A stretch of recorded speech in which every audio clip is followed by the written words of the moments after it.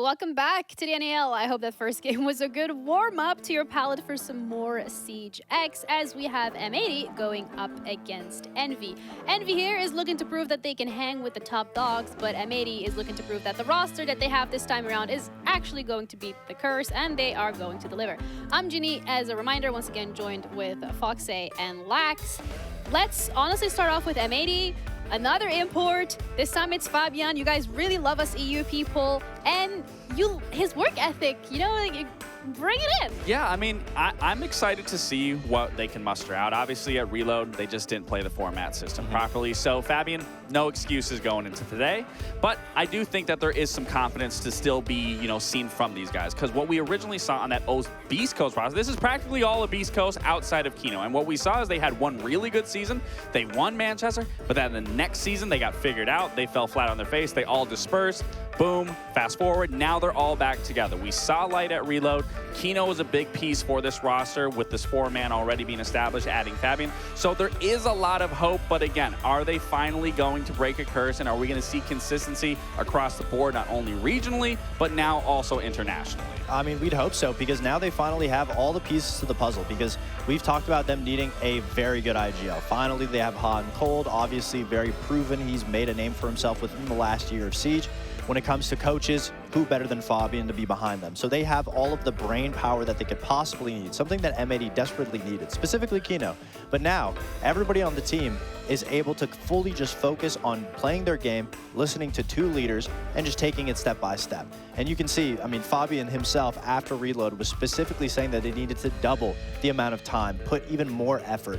And this could be a double-edged sword. Yeah. It could go the other way of players getting burnt out, but at the end of the day, with passion, if you have passionate, hungry players that want to win, more time is never going to hurt. And obviously, everybody on M80, they want to get back to that point, that Manchester major run. They want to be able to get back to winning a tournament again. And Kino, I'm sure he would love to have a trophy finally. So hopefully with a little bit of more pressure and discipline on this team, they'll be able to keep everybody in check. And we're, as fans, are all going to be given a little bit extra hope, which is, I don't know if that's a good or a bad thing. I guess we'll have to figure out depending on how this one goes, because they are going to be going up against Envy.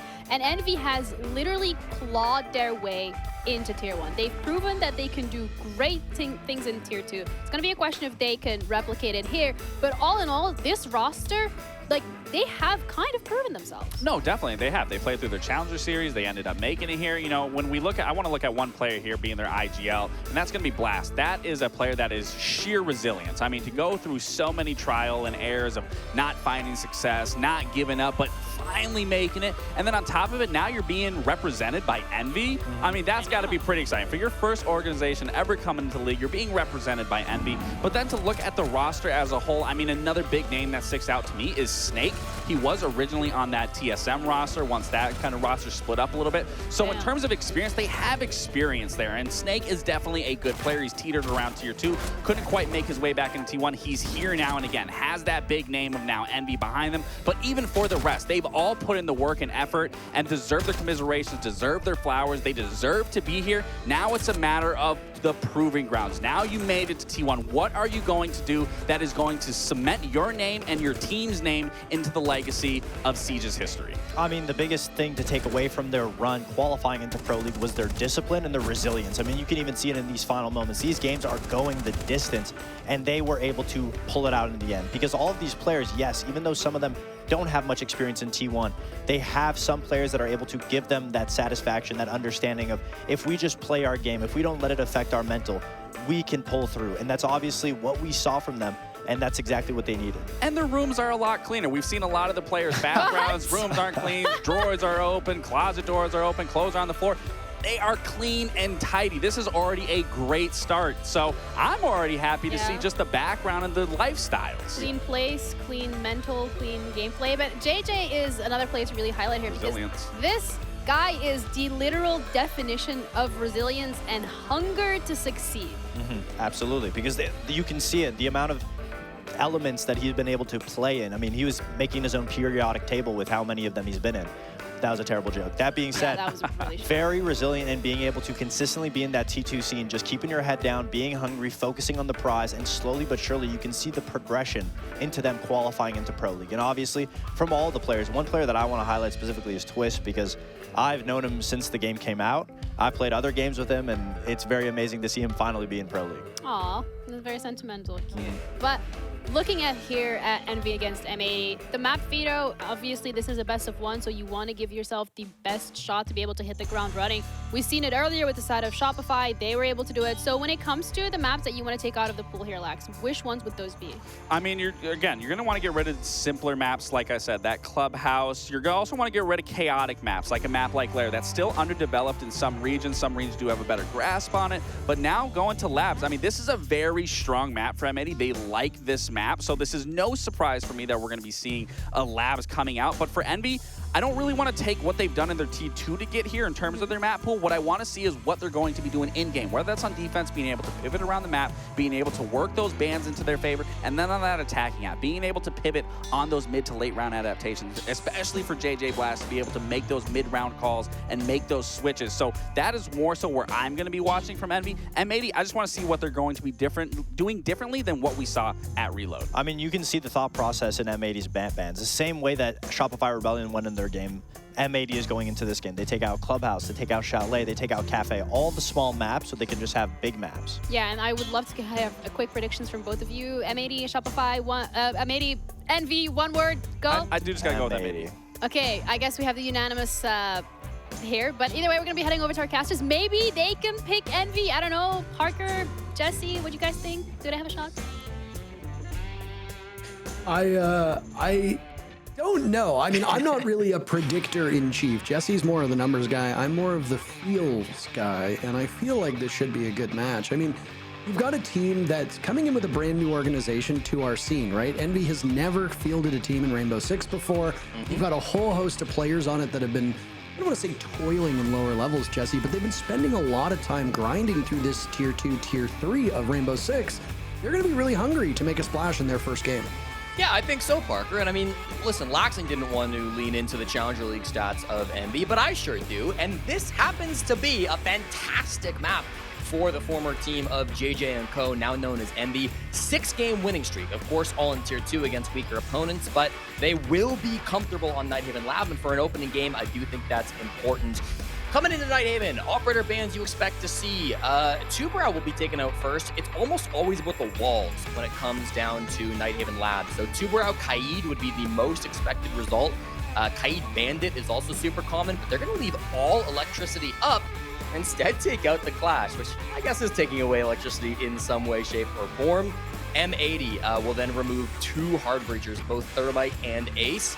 The question when you're banning out attackers on Nighthaven is, do you ban out hard breach or do you ban out shields? M80 chose this time around to ban out 2 hard breachers. So some twists and turns for sure, a little bit different than what we were seeing in Rio for the meta, but of course with Clash now being a part of the game as she wasn't in Reload, then that's obviously going to make a big difference.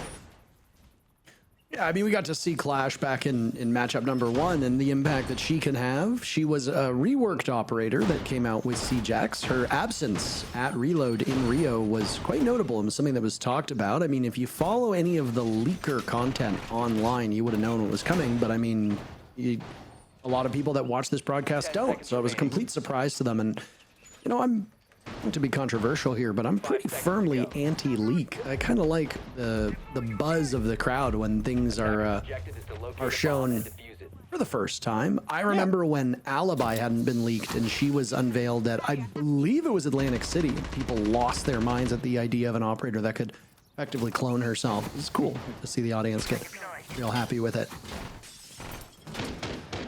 Well, mirror windows will be used to try to keep some of these walls closed. We saw this just on the last map, down in the basement of the bank. It's also a very common strategy here, of course, on Nighthaven Labs. That IT wall where they put the mirror window is the most important wall on the entire map. It is critical to winning this site. If the attackers don't get that wall open, it becomes really tough to push this bomb site. So that's why they put the mirror window in. If there's going to be any hard breachers that try to open it up, specifically a Maverick, that'll make it more awkward. But Emilio's hopped on the Havana, so shouldn't have too many problems with it, assuming they don't get impact tricked by Gunner, who of course will have some of those, and he is playing around IT. Emilio is one of those players making their debut here. For those that have not kept up with professional Rainbow Six in quite a while, you might recognize the M80 team as effectively being that old Beast Coast major winning lineup. Of course, they don't have Spirits on the team. He's over on Dark Zero. It's Kino subbing in for him. Subbing, of course, not necessarily being the best word, as he's a permanent member, but you know what I mean. Full bottom floor control now. They still were working on that IT wall that was being shot off a lot of those Habana pellets. So again, tough to make this push work if you can't get control of that. But if they walk up Garage, that could do it as well. We do often see these soft breaches down below, Rival on the Buck, a really common strategy to come out from attacking teams. So starting to get to work on that. I hear more X-Kairos pellets going on too. That's going to be directly in Garage. So you can see this push pivoting as IT gets more and more difficult. They're going to look towards Garage, and here as well, they're going to look towards getting JJ Blast into Aqua. They need a response to this. Rival was waiting for Kino to potentially get baited out of this position. Kino with the very first kill, and it's Envy on the wrong side of engagement number 1. M80 looking to sink their fangs into these Envy players a little bit off site. They take up space now, close enough to the bomb site, but having some difficulties getting through that wall that they'd opened up just a little bit earlier. They'll do it without the soft destruction of the Buck as well. No real tools available at the moment, so they're just going to be going in blind. They've got flashes in back pocket for Emilio and Snake, but JJ Blast gets torn to pieces by Gavin. Twist on the board for Envy. Snake is there as well. Another looked like it would happen for Snake. Twist is taken down by Hot and Cold. An absolute brawl between these teams as they've gone through about 10 seconds of action at this point. Diffuser reads into Snake crouched under the wall, and it's all up to Emilio. Started this series trying to get the wall open, and he'll finish near enough to the bomb site, but picked apart by the 2 remaining players of M80, as it's that team in fluorescent yellow-green to get on the board first. Welcome to the big leagues, Envy. You can no longer go for every push that you would like to have. You can kind of see in that round, that's not the execute Envy wanted to have. First, they wanted to open up IT, couldn't really get that done. Then they wanted to push over towards Aqua, towards the fish stairs, couldn't have that push either. As soon as Kino got that opening pick on the bottom of those stairs, clearing out Rival, it meant there was a crossfire. So walking in as the Blackbeard was impossible for JJ Blast. They ended up pivoting almost everybody over towards that Raptors. It's a nice late push from Twist down on the Aqua stairs that almost provided that second dimension. It started to open things up and give them some potential. But even in the 2v2, positioning was better for M80. They were going to be favorites to close that out. And you saw that as they easily were able to use those positions to clean up the last couple kills. Good start. Obviously, attack on Night Haven Labs not going to be one of those favored sides, that's for sure. But still, you're seeing some resilience coming out from M80. 5 seconds left before I don't think anybody anticipated either of these teams to just roll over and die. I mean, I know that expectation setting is an important thing for this broadcast, and we have an opportunity to be a little bit more honest with the skill disparity between these teams. You heard it in the very first match of the day, which was, you know, a very practiced team of Shopify Rebellion going up against a team that had very limited tier 1 experience in that wordless squad.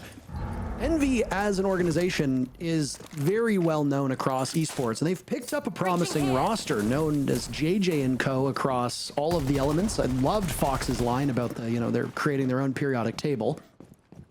But I mean, just because they were able to beat up tier 2 does not necessarily mean they'll succeed at a tier 1 level, and they've honestly put in a great effort. In round number 1, you've got some experienced players on the team. Both Snake and Twist were former teammates on an ex-Luminosity roster that competed in September of 2023, so it's been quite a while since they played at a top level. There's experience there, and they can learn from it, but yeah, going up against a juggernaut like M80 to start off the NA League is rough, and I think the expectation should be that M80 doesn't have as much of a fight in this match, Jesse, as they do against other opponents, but we'll see. There's still plenty of rounds to go. Light roam coming out from M80. Gunner was the only player up top, but he fell off that position as soon as the first logic bomb got played. So they still got some presence up here. Gunner in cafeteria, Hot and Cold holding down the vending stairs, but it doesn't look like they really want to engage with this top floor presence. I think they might have, had they not started with some damage onto Diffuser, had they not started up against a Blackbeard and up against a Dokkaebi. I thought Envy did a really good job of opening out those walls quickly, taking that space up above. Kind of forced M80 back, and now they have to play a little bit more passive than they maybe would have wanted to. Expect a flank from Gunner late into the round. That air jab might cause some problems for him, but this should be a 5-on-5 execute in the last probably 45 or 30 seconds as Envy start to take control over towards cargo, over towards warehouse, maybe for an animus drop as well, would kind of be expected based on their positioning. Well, the damage to Diffuser was done in the first 20 seconds of action, by the way, so it was Envy looking to strike first. They'll do that not just once, but twice. Just see Rival and Snake with Emilio now on the board. All three players from Envy have been getting on the board. Diffuser goes down, Gunner dies, Gavin the only one for M80 to draw blood, and now he'll go up against the Blackbeard of Rival, who finds kill number 2 in this round. Envy looking far more practiced. They bamboozle this M80 team and run roughshod over them to pick up their first round, and well, there will be no cakewalk, at least not yet. 1-1 the scoreline. Yeah, I really like that Envy didn't stall out there. You know, they took that top floor control really quickly, again, thanks to their Dokkaebi, thanks to their Blackbeard, and then they pushed it about 45 seconds. That meant that those flanking players that were coming up, most notably Gunner, was a little bit late to the party. His whole team ended up dead by the time he went for his move, and you got to give credit to Snake as well. Bolo's former teammate, Snake.TSM, making a big return to the North American League for Envy, already a 3-1 stat line. Snake is a player that really had so much potential, but I think just came in on the tail end of that old TSM roster. That was, of course, the World Championship winning team that made some roster moves, bringing in, was it Gasher and Snake onto the team? And then that team wasn't around for that much longer. They ended up blowing up. TSM as an organization then went through a dramatic scaling back of rosters, and there were some organizational problems with TSM, and they as an organization are significantly smaller than they used to be, though they are still fielding teams in a variety of esports. Rainbow Six is not one of them. Snake was a player who honestly had tons of potential, and I could have seen him playing on a top 4 team quite reliably, but his career was cut a bit short by circumstances completely outside of his control. He toiled in T2 for quite a while, even, if I remember correctly, took a break from the game, so it's good to see him back. His teammate, JJ Blast, is the first one to die in round number 3. These teams have been trading opening picks. Envy had drawn first blood and then second blood and then third blood in the previous round. This time it's an isolated first pick that gives M80 an advantage. Yeah, I think Gunner remembering who he's up against here. These are the rookies of the year. You can't play passive against these guys. You can't play scared. Gunner just walks it for the 1v1, will take it, and he's looking for more. All alone over towards Cafeteria. He's got Gaveni on the top floor, but pretty far away. There's really nobody too close. Kino Vending Stairs probably the closest to help him out if he gets into trouble. They've got a bit of a crossfire going, but he is very vulnerable right now. Gunner tucked into this position. M80 will find a second target. This time it's Rival who dies. He had a sensational previous round, and look at this standoff. What do you think they're thinking right now? Well, Gunner has heard him. I don't believe Twist has any idea where Gunner is. Twist is clueless, Parker. Don't say that about Twist. I like Twist. Don't be so insulting. Gunner finally waits him out. Finishes him off, and I would have loved to have seen the reaction on Twist's face. Emilio and Snake are the last two standing. Not a single scratch has been done against this M80 team. Han Cold has lost some HP, but I have to imagine it's more environmental, might have been an impact. I don't think that was a direct gunfight. Finally, somebody from M80 will bleed, and it's Gunner, who was in that position playing to die earlier. Final minute now, and it's M80 doubling up on Envy. Shouldn't be winnable at this point. M80 are playing the smart. They use their crossfires. They catch Emilio off guard. No information for MB. Snake alone in the 1v4. Doesn't get anything. M80 way cleaner than round number 2. You saw how they answered back again. I think it comes down to the confidence from Gunner. No longer are we giving up that space to Envy. Are we falling back and letting them have that for free? No, we're going to fight them for it. And when it's Gunner fighting for it, he tends to have good results. You go back to the Reload tournaments. Gunner had the highest entry participation on defense at 41% out of anyone at the tournament, and had a 62% win rate on opening gunfights on the defense when he was playing in that roam position. So it's a position he loves to play on M80. It's something he's really good at. And of course, and Envy are now finding that out in the worst way possible. Gunner in those rat angles and those rat positions does so well. And I mean, Gunner really is a feast or famine player. He has been through most of his career. The problem with Gunnar is that he is a big personality, so when he is a famine player, he tends to be on the receiving end of some poor fan behavior. Let's put it that way on social media. I remember one of the realest things that he said, Jesse, was all the way back in Manchester when they won and he was MVP. And on the stage, he said, I've never been cheered before. So it's nice to finally have that happen. And I mean, you're a professional. You play at this level not to be liked, not to be a huge icon. You play at this level for the most part because you want to win. Competitive drive is what guides most of these players. You're kidding yourself if you say you don't want to be liked. It takes somebody like Fabian, who is the coach of M80, to openly embrace being a villain. But most of these people that are playing are like normal humans, Jesse, who don't want to be openly hated. So it weighs on you.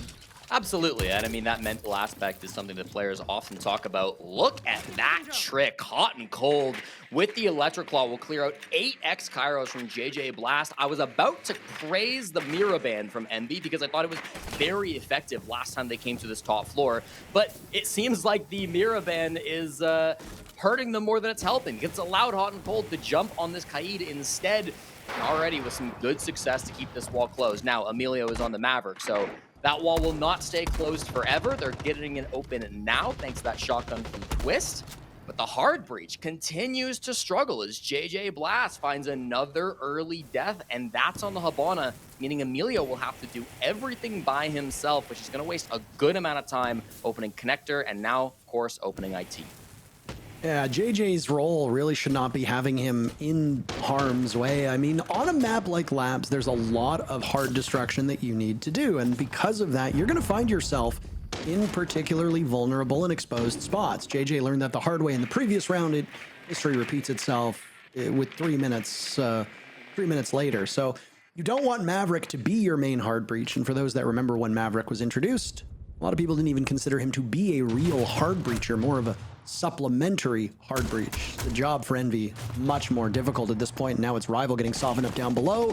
Emilio taking damage too, and it's Twist in the ground. Envy across the board suffering right now.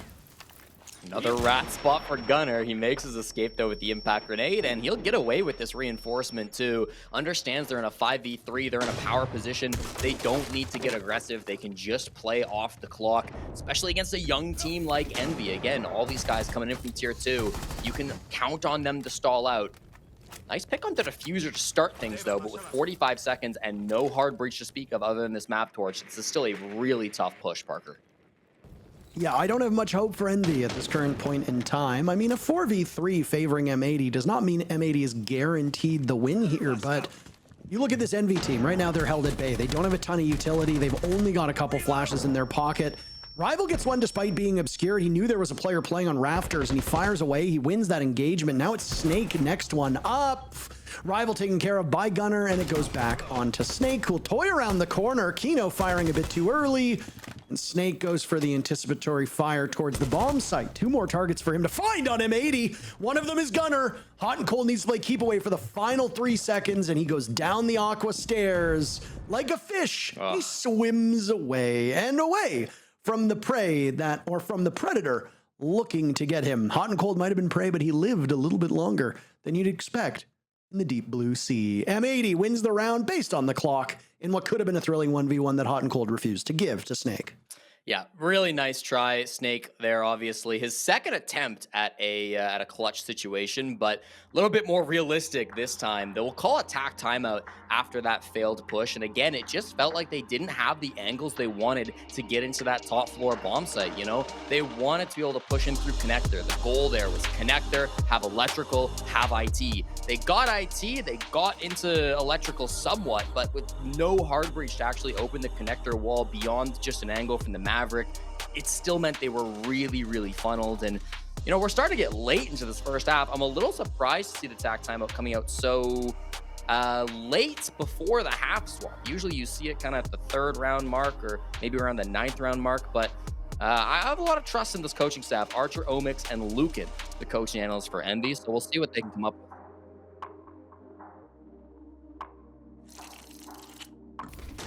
JJ Blast is, well, JJ and Co. across the board. Been long talked about from a tier 2 community here, Jesse. While we have some time waiting for this to go on, is there anything in particular about these 5 players on the side of Envy, no longer known as JJ and Co., you think should be brought to the attention of the audience? Because I think it's fair to say most of the people who watch our tier 1 show do not necessarily watch Element, do not watch the Challenger series or anything along those lines lower down from this pro play at the top. Yeah, I mean, I think it just has to come down to how young this team is and how hungry they all are. With the one exception of Twist, every single player on Envy is 21 or younger, with Rival being the youngest on this team at just 20 years old. You know, a lot of them have been grinding in Tier 2 for a very long time. We've talked about how Twist and Snake have had their flirts with Tier 1, but for the most part, these are really young guys who are still going to be coming into their own game. They're still going to be learning. In a great interview done with Caliber Jacob, JJ Blast talked about how through all of Element 1, 2, 3, and 4, he didn't win a single playoff game. He struggled so much in those big, important games. Then once they got to the Challenger Series to qualify to the North America League, he had to win 5 straight playoff games in a row. He did that and said that the lesson he took from it was never give up. He's going to need to dig into that deeply here, down 3-1 against M80. Already had one player drop 0 kills heading into this second match of the day, and that was Canadian, who on his roll, again, it's not terrible that he went completely killless. It seems to be the namesakes of these teams, the leaders of these teams, who because of their roles struggle to get kills, and I mean, that's pretty part and parcel with Rainbow Six. JJ Blast is not playing a traditional support operator at this point in time, and on Twitch, his main focus will be to drone things out and then do some serious damage with that 417 DMR once he's picked away at some of the gadgets. That drone is not long for this earth, and that seems to be it for his utility. I don't know what much was gained there, but Envy might be struggling with information at this current point of the round underway. Yeah, and again, with that Valkyrie being picked up by Houghton too, most of that information will be favoring M80. Already a man disadvantage. Valk is one of their favorite operators for this bomb site. They brought Valkyrie every time they played this site back at Reload. Previously it was Gunner who was piloting the operator, but now it'll be Hot and Cold. He does get tracked by Deimos, so that might give them an opportunity to take out the Valkyrie, but as you mentioned in the previous game, her cams do persist. And through the floorboards, looks like Rival is just going to miss out on that opportunity. And it's another one to fall for Envy. JJ Blast still searching for that kill and will have to command his team for this final minute now from the grave. Rival been blurred before and he walked away with a kill. Will Snake find the same success as now he has to walk around rafters into a very precarious spot? Most teams will leave that final panel opened up. That's exactly what M80 has done, and it means that you have to tread very carefully. You're exposed from below, you're exposed from the cross. Nitro Cell sails up Gavin with the pick, and then from below it's Diffuser to pick apart Rival in a flawless round for this M80 squad. Frustration starting to creep in on the face of JJ. Yeah, and I think Envy starting to learn what it means to play in Tier 1 at this point. They have a bit of a history of defeating the M80 org. They took out M80X twice in Challenger League before getting signed to Envy, back when they were JJ and Co, of course, defeating Stompin and his band of Tier 2 players on multiple occasions. This big M80 squad, though, the main team offers a bit more of a challenge, and I really think you're just seeing how Envy are getting a little bit outclassed on the little moments. You know, the early round in particular has been one area where it feels like Envy aren't exactly able to walk away with a lot of man advantages. Opening picks have been heavily swayed towards M80 so far, so that's something I'd like to see them try to address, but they've already used their TAC timeout, and it was right ahead of a bomb site that they had never played before in this matchup, so they couldn't really adjust on the fly to the site that was being presented, and of course dominated in the early round too. So that answer's got to come from somewhere at this point. Can't come from the coach. Attackers must locate and defuse a bomb. Final round of this first half, Jesse, and M80 has really built up quite the nest egg for themselves when they swap sides. Now, not to be a broken record, but most maps, defender favored. Nighthaven Labs is one that has bucked the trend before. There have been live events where it has been the closest to an attacker-sided map of all of the map pool. Now, that was, if memory serves correctly, that was actually Manchester, so it was quite a long time ago, over a year ago, before since Nighthaven has had that distinction. Still, when you have new elements being added to the game, when you have new teams playing, you often think the defenders have quite the advantage. Twist springs through, takes out Gavin. That's not an advantage for the defenders, but Diffuser swings it right back. It's a quick entry from Envy as they need another one on the board. You cannot allow M80 to go up 5-1. Gunner inside of IT. He finds one, a Nitro Cell goes out. Rival and JJ both surviving, and as he tries to get away, it's Snake to punish him, and numbers go back to even. All this action occurring in the first minute of the round. JJ finds not one, but two, Jesse, and suddenly it's all on the shoulders of Kino. Playing by himself. A shield on the board. Utility still in hands for Envy as well, and all of this occurring on that top floor. Well, guess what? Might have been confused as to where this bomb site was. There goes the blitz in. Kino will spray some bullets out, but it's a three-piece from JJ as he escapes the first half. Not killless. 3 very high-impact kills will bring his tally up, and a second round will be had for his team of Envy. And there's that never give up spirit we were just talking about from JJ Blast. Big round from him as they just went guns blazing up against M80 to take that space as fast as they possibly could. Did it mean that they misdroned the guy and Gunner got another rat spot play against him? Yes, but ultimately Gunner couldn't secure more than just one kill. If he had gotten away from that situation too, I would have lost my mind, but thankfully punished on his exit. And I really think that's a strong showing from MB, an important round. You've now gotten 2 attacks on Nighthaven Labs, a pretty defender-sided map. You go into this half swap down only 4-2. You can absolutely bring this back to a 6-6. You get in the mental of M80 as well. Not always the strongest team resilience-wise. You can absolutely turn that into a potential 7-5 too. So good spot to be in if you're MB, at least considering where they were about 5 or 10 minutes ago. They've really started to turn this game around, and I don't think it's too late yet, right? I mean, you never love being down by 2 rounds, but it does feel like they've made this adjustment in time to start pulling things back. Well, they've also got presumably the better side as well. So it's not even just that they've been able to get more confidence. And as the game goes on, I mean, you've got, I think there's really like 2 viewpoints or 2 thoughts that tend to diverge once things get real bad, right? Number one is, well, let's settle in. Let's continue to improve. Let's get better as time goes on because we're figuring out our opponents. We're making adaptations on the fly, and we are now a better team. Or you have some teams, I say this as a North American fan who sees NA teams go through with this quite frequently, you basically just give up and say, well, we have another match tomorrow. We can handle it then.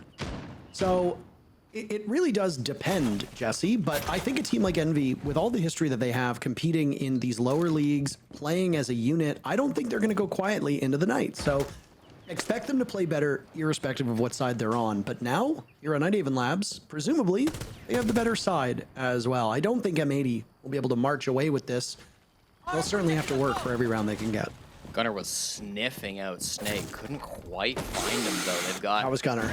Yeah, they've got some other players entering around Cafeteria. Looks like their goal here is to go through Cafeteria to go into the basement, and that is not what you want to see. Immediately, JJ disconnects, but it's answered by Twist, who is also inside of Cafeteria, helping out Snake. They find the blitz of Hot and Cold. You lose one IGL for the other. If you're Envy, I think you're happy with that trade, although not having your IGL on the server does make things more difficult. Yeah, I mean, that's a pretty brutal time for something to happen. I know there's been a host of issues with the internet today. I said this earlier on. The internet basically broke for most of this morning. I don't know if that's exactly what seemed to befall JJ here, but you're going to want to get him back into the lobby. If he's not able to connect while we are in the match, then we'll likely need a rehost or at least a lobby pause. You lose that leadership. But again, leadership is incredibly important, and it's really hard to quantify, Jesse, but at the same time, you've got some experienced guys who know their way around a map. Yeah. You can rely on people like Snake and Twist who have, in the past, had a say in the way that their teams functioned. You've also taken care of the shield, which might be the single biggest problem that you would have to face. So M80 will not have their best tool in their pocket, and their IGL as well will be sitting on the sidelines.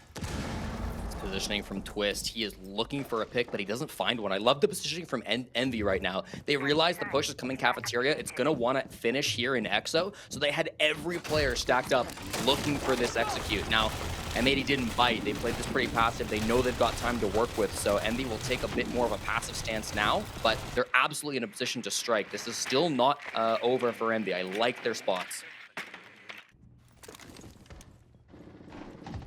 This is pretty much the only shield they can run an attack. Outside of course, the fuse here. Gunner with the pick onto Emilio.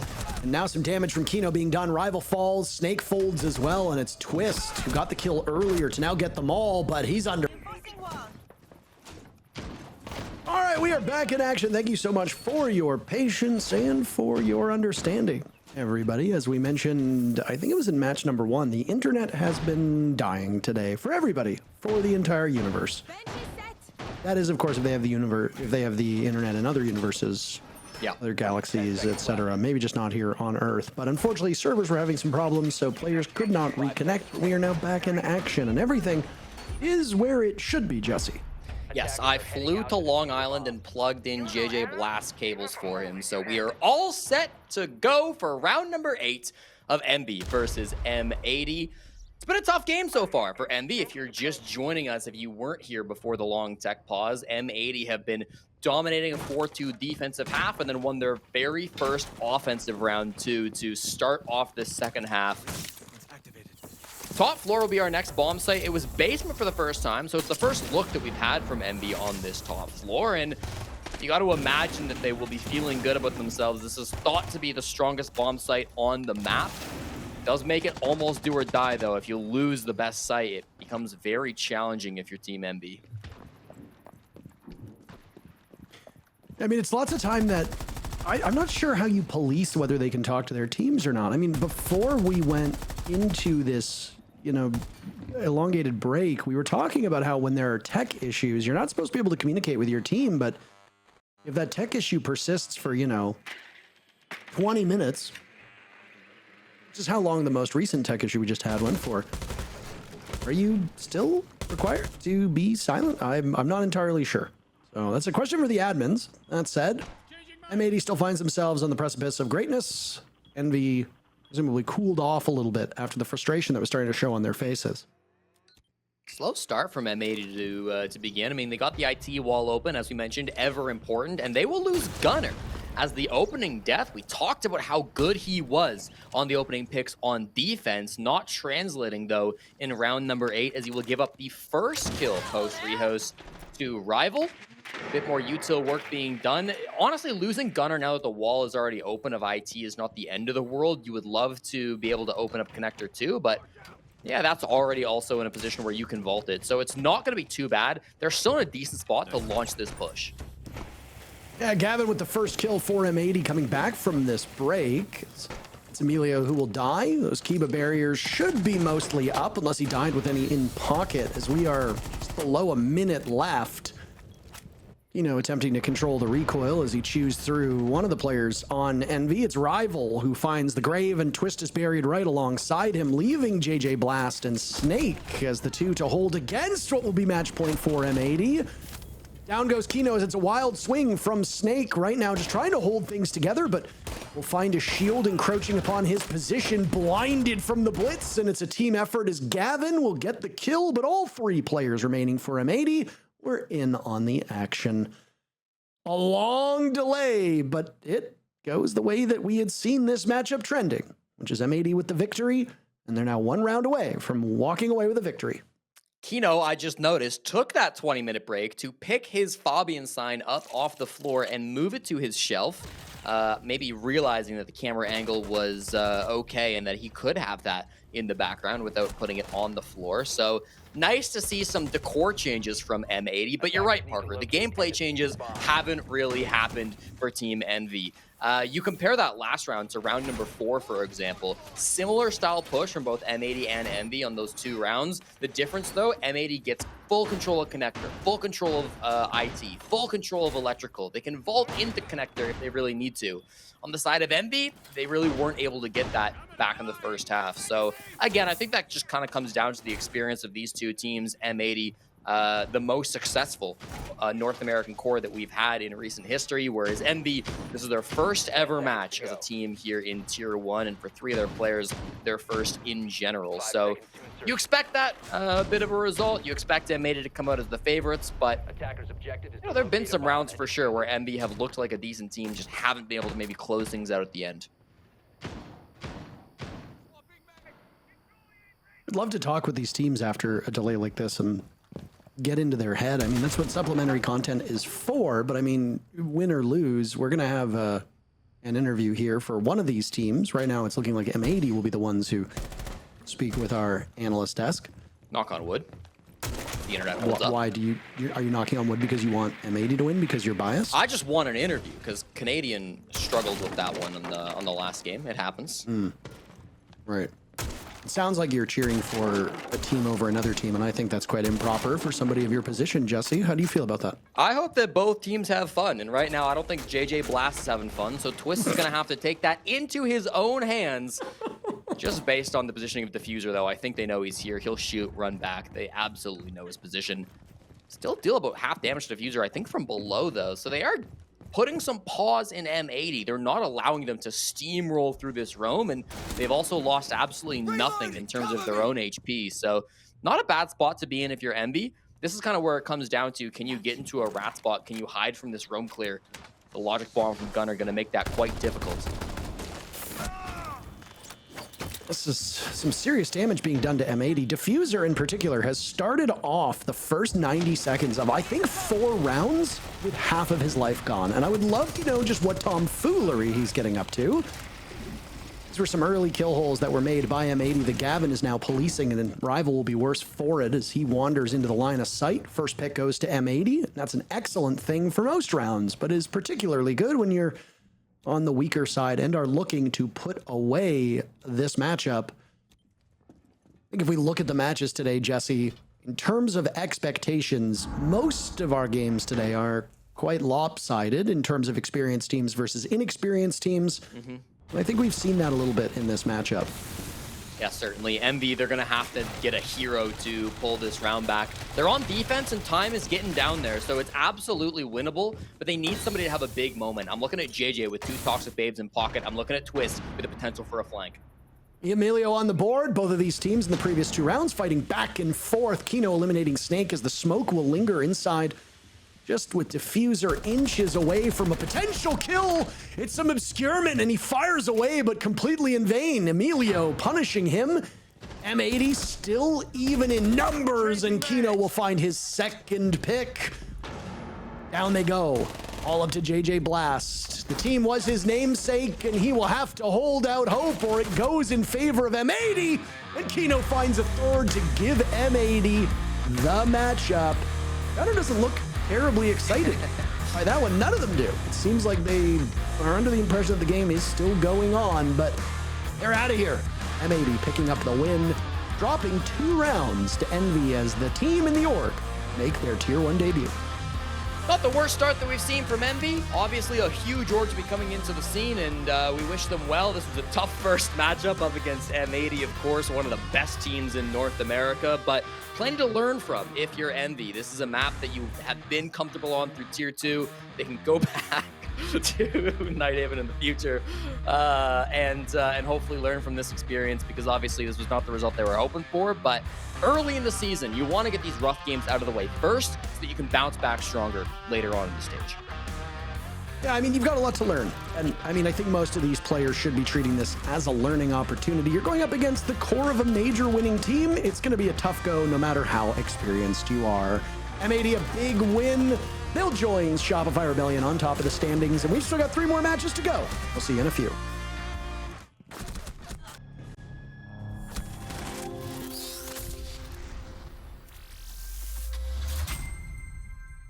Lab and He's in corner. lab, yeah.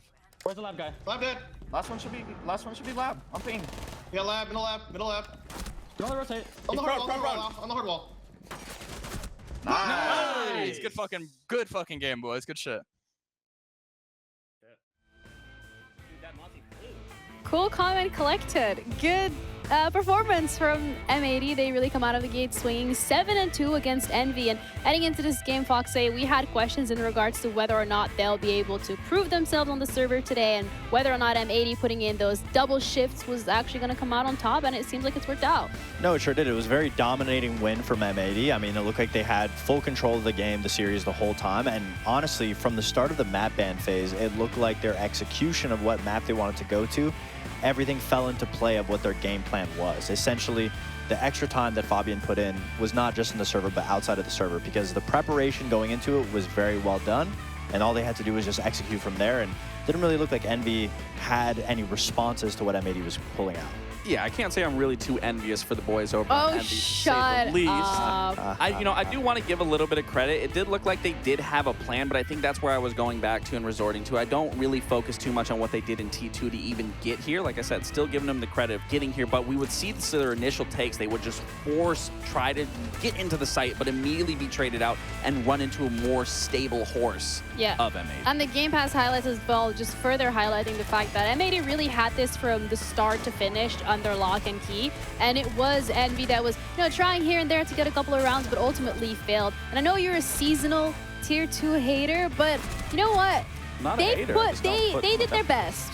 They did do their best, but if your best is 7-2, that's I wouldn't want to say that that's your absolute best, because that would be a little bit of a shame. But you are going against the likes of M80. I mean, they said it on the casters already said, this is a winning roster. This was a major championship winning core, so it's not a surprise that you aren't going to have a dominant performance. There's still teams that are of their echelon, of their level of skill, but M80 clearly is well above and beyond their skill. I mean, that being said, Envy getting their only the 2 rounds that they won, getting them on their attacks is still very difficult to do on labs, and I think the split was really good. And so obviously to take that away from M80, which is a team that we'd expect a lot more from, and we saw that today, I think it's good, commemoration, credit to give to Envy just because of their performance. I'd say Envy put up more of a fight than Orglis did in the previous game. Yeah, but I feel like also that was like a little bit expected. But we also have the black light detail, and it's going to be the diffuse that we've seen.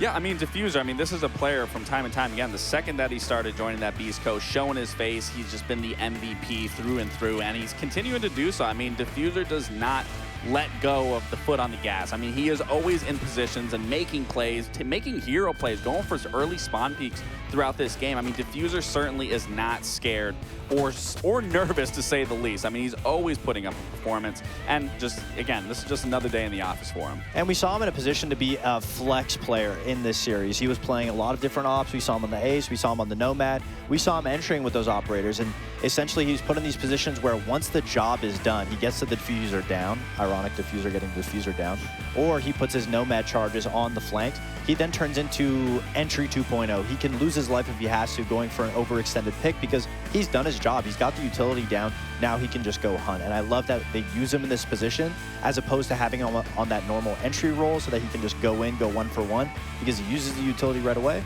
and then cleans up the rest if it needs to be done. If it doesn't, I mean, M80 just looked like they had full control and Diffuser was in the right position at the right time. Yeah, you said you wanted to make sure that we don't get a hot and cold M80 in terms of, like, not being inconsistent. Consistency is key. Right, and we have Hot and Cold actually ready for the interviews. So welcome and congratulations on your first win here in the NAL. Fabian is coach now, the performance at Reload, the changes that you guys have made. Could you talk us through how that has been for the team and what's it been like behind the scenes getting everything together? I mean, it's been nice just being back with the Beast Coast guys. Our team kind of got split apart. It sucked a lot because I felt like we were in a very good spot to win Invite. We didn't make the Manchester Major, sure, but I mean, just being at LAN event with the boys is like always a different vibe. Bringing Fabian on, I mean, very awesome. He's one of the only coaches that have, that has won as a player and a coach. I think maybe the only, I'm not sure. I feel like he's just more there for the mental side, like making sure that we're all in the high spirits and making sure we're thinking about the right things going into games. Hey, Matt, congratulations, first and foremost. And obviously, I was commending your guys' preparation outside of the server going in onto the map bans. When you prepare for a team that only really has T2 experience or footage to watch, how do you guys prepare against them? Is there anything different? Do you have to take everything you've seen with a grain of salt? What does it look like? I mean, obviously, early on in the season, you're not really going to have a whole lot with teams, especially T2 teams, brand new. So we're more so just going in, thinking about our own game plan, just playing our own game, because we know if we do that, we should be able to shit on those guys. And I think a 7-2 speaks for it. I think it showed. Yeah, I think it showed. I mean, we've obviously scrimmed them, though, so it's not like we went in full blind. But just, you know, I think we scrimmed them like a month and a half ago was the last time. So a lot can change in that time. But if we focus on ourselves, then it doesn't really matter. Well, Matt, I mean, again, congratulations, 7-2. That's a great way to start out the NAL. I mean, a big question for me is, you know, you guys finished the game. We obviously see your guys' faces, you're celebrating, but it was kind of just like, oh, GG's, you know, this was kind of just like another day in the office. Is that different because they're T2 and you kind of already, you hold yourself to a higher standard of how that game realistically should play out? And like I said, I think a 7-2 speaks that into existence, but in terms of like the actual feeling of what that win means to you, I mean, what does that really mean versus what we obviously saw? Because again, it just looked like another day in the office sort of win.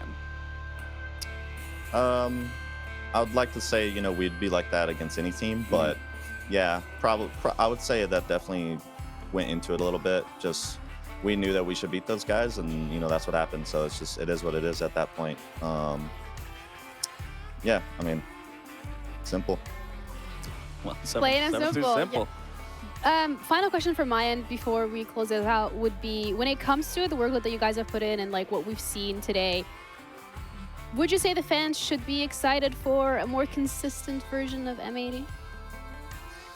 I mean, I think it's really not that hard to be more consistent than the last M80 roster, to be honest. They had quote unquote superstar players, but I mean, that's not always the way to win, you know? I feel like teamwork is the best way to win in this game, and we'll bring more solid teamwork. Teamwork makes the dream work. Well, thank you so much for your time, and congratulations once again. We'll maybe see you tomorrow, and good luck then. Thank you, thank you. Bye. All right. Yeah, that's a great way to end that interview. We'll see how that's going to be playing out. But a reminder as well for you guys at home, Element, the signups are open. Ooh.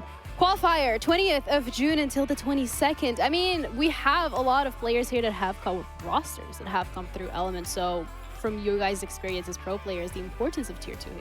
I mean, it's very important to be able to develop not only just by qualifying into Pro League, but if you are a T2 prospect and you're grinding out the ranks, you have the potential to get spotted out and scouted out. So every single game matters, and whether you're being watched or not, it's still very important to develop yourself, because that's the best way to improve, is playing against better teams, playing against better players.